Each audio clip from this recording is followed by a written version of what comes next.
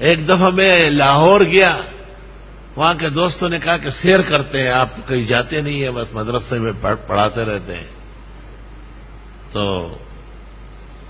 سیر کرتے ہیں لاہور کی، کہاں سے شروع کریں؟ میں نے کہا رائے سے شروع، رائے سے کریں، وہ اہل حق کا مرکز ہے، وہاں پوری دنیا انسانیت کی فکر ہوتی ہے، وہاں احیاء دین کا ایک عظیم نظام ہے۔ میں وہاں گیا اور میں نے وہاں چکر لگایا، مغرب کے آس پاس یہ طارق جمیل کو میں نے دیکھا، دور سے مجھے سلام کیا، بعد میں تو یہاں آنے لگا، سب جمعے یہاں پڑھتے رہا، اب کہیں حج اور عمرے کے لیے جاتا ہے تو اجازت لیتا ہے، دعائیں لیتا ہے، بہت ادب و احترام ظاہری کرتا ہے۔ اس وقت دور سے مجھے ایسا کیا، سر راہ ملاقات بھی اکثر، اس نے دیکھا بھی نہیں، ہم نے پکارا بھی نہیں، لیکن مولانا احسان صاحب واقعی امت کا محسن ہے۔ اس نے مجھے کہا کب آئے ہو؟ میں نے کہا 1 گھنٹہ ہو گیا۔ کہ بھائی عبدالوہاب سے تو مل لو۔ میں نے کہا مغرب کا، مغرب ان کے کمرے میں پڑھ لیتے ہیں نا۔ وہ غریب واپس مڑ گئے، بھائی عبدالوہاب کے کمرے میں لے گئے۔ مغرب کی نماز کے بعد بھائی عبدالوہاب کے بیان کا اعلان ہوا، لیکن بھائی عبدالوہاب کی اللہ تعالی عمر میں برکت دے اور ان کا تبلیغی قد کاٹ دیر تک سلامت رکھے۔ وہ آئے اور کہا آپ سے باتیں بھی بہت ضروری، یہ بھی بہت ضروری ہے۔ اس وقت اس شخص کو بہت تیز کشف ہوا، نہایت تیز کشف، میں نے ایسا دیکھا نہیں۔ اور 2 گھنٹے کی مجلس میں اس نے مولانا مفتی محمود اور یوسف بن نوری کی کرامات بیان کی، تیز ترین کشف ہوا ہے۔ اتنی زیادہ محنت اور اللہ کے دین کی فکر کرنے کے بعد زڑچ خدے کاندی روخان جام د جمشی اور پدی جام کے ورخکارا تمام عالم شی۔ میں بھی بڑا حیران ہو گیا۔ ان میں سے ایک واقعہ یہ سنایا کہ ایک ملک میں ہم تبلیغ کے لیے گئے اور اتفاق سے نظام الدین کے بزرگ بھی ساتھ تھے، ہندوستان والے، بہت موقر جماعت بنی، لیکن ہمارے وہاں پہنچتے ہی اس ملک کی طرف سے اعلان ہوا کہ یہاں کسی اسلامی تبلیغ کی اجازت نہیں ہے، اور یہ حالت تھی کہ کوئی شخص ہم سے کھڑے ہو کے بات نہیں کر رہا تھا۔ ہم بہت پریشان تھے، اپنے ہوٹلوں میں ٹھہرے ہوئے تھے، مسجد میں جائے تو وہ معذرت کرے، کسی دکاندار کسی اور سے تو وہ کہے کہ آپ کو پتہ نہیں کتنا سخت اعلان ہوا ہے۔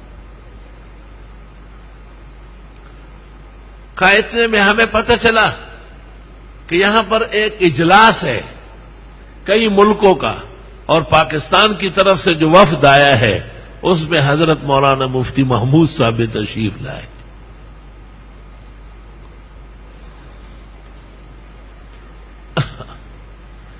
بھائی عبدالوہاب نے کہا کہ ہم نے ایڑی چوٹی کا زور لگایا اور ہم حضرت مفتی صاحب کی خدمت میں پہنچ گئے اور ان کو اپنا تمام سرگزشت داستان درد و غم سنایا۔ کہ حضرت مفتی صاحب بے انتہا فکر مند ہو گئے اور انہوں نے کہا آپ دعا کریں، میں کوشش کرتا ہوں، یہ پابندی آپ سے فوراً ہٹواتا ہوں۔ چنانچہ اجلاس شروع ہوا، ملکوں کا جو حکمران اور ان کے وفود آئے تھے ان کا اجلاس شروع ہوا۔ اجلاس کا ایجنڈا تھا عالم میں قیام امن اور دہشت اور وحشت کیسے ختم ہوگی۔ حضرت مفتی صاحب نے گزارش کی کہ مجھے اس پر بولنے کا موقع دیا جائے۔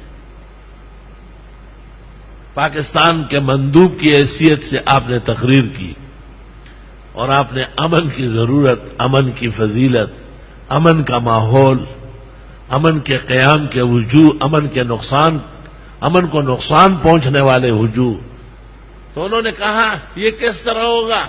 آپ نے کہا ہمارے ملک میں ایک جماعت ہے، وہ لوگوں کو صرف اور صرف دین بتاتے ہیں، خیر اور عدل اور شرافت سکھاتے ہیں۔ اس بادشاہ نے کہا ان کو یہاں بھیجو۔ آپ نے کہا وہ آ چکے ہیں، ان پر پابندی لگی ہے۔ آپ نے وزیر کو فوراً دے کے نشریات کو کہا ابھی ابھی ٹیلی ویژن پہ اعلان کرو کہ وہ جہاں ہے انہیں فل اجازت، سون سونار کے ہو ایک لوہار کی۔ بھائی عبدالوہاب صاحب نے چہرے اور آنکھوں کے آبشار کے اندر مفتی صاحب کی یہ کرامت سنائی اور فرمایا لمحوں میں ریڈیو اور ٹیلی ویژنوں سے اعلانات ہوئے کہ تبلیغی جماعت جو پاکستان یا ہندوستان سے آئی ان پر کسی قسم کی کوئی پابندی نہیں، وہ اپنے مسلمان بھائیوں سے ملے اور امن و آشفتگی آگے بڑھائے۔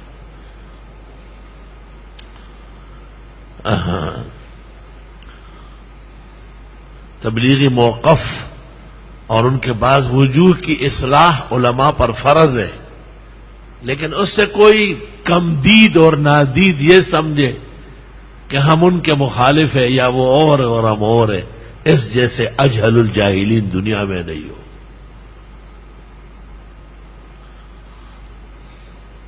لا اکراہ فی الدین، کسی کو مجبور نہیں کرنا ہے دین کے لیے۔ تبلیغ میں اکراہ نہیں ہے، اس لیے علماء کہتے ہیں تبلیغی کی زبان نرم ہونا چاہیے۔ تبلیغ والے نہیں کہہ سکتے کہ بدعتی کے پیچھے نماز نہ پڑھو، وہ شیرین زبان والے ہیں، وہ تو شکار کرنے والے ہیں۔ شکاری وہی سیٹی بجاتا ہے جو پرندہ پسند کرتا ہے، لیکن جب ان کے ہاں وہ آنے لگتے ہیں تو وہ داڑیاں رکھ لیتے ہیں، وہ اسکول سے بچوں کو نکال کے مدرسے میں بھیج دیتے ہیں، ان کے گھروں میں پردہ آ جاتا ہے، وہ بینک کی حرام ملازمتوں سے استعفے دے دیتے ہیں، اور سارا جہان اس کا گواہ ہے کہ ماحول کے اصلاح پر، امن اور عدل کے قیام پر تبلیغی جماعت کے اللہ کو احسانات ہیں۔ کون ظالم اور بے انصاف اس کا انکار کرے گا؟ وہ یہ نہیں کہتے ہیں کہ آپ چندہ دیں، لیکن وہ کہتے ہیں کہ آپ خود چلے، بندہ دے، جب آپ چلیں گے تو پیسے ساتھ جائیں گے۔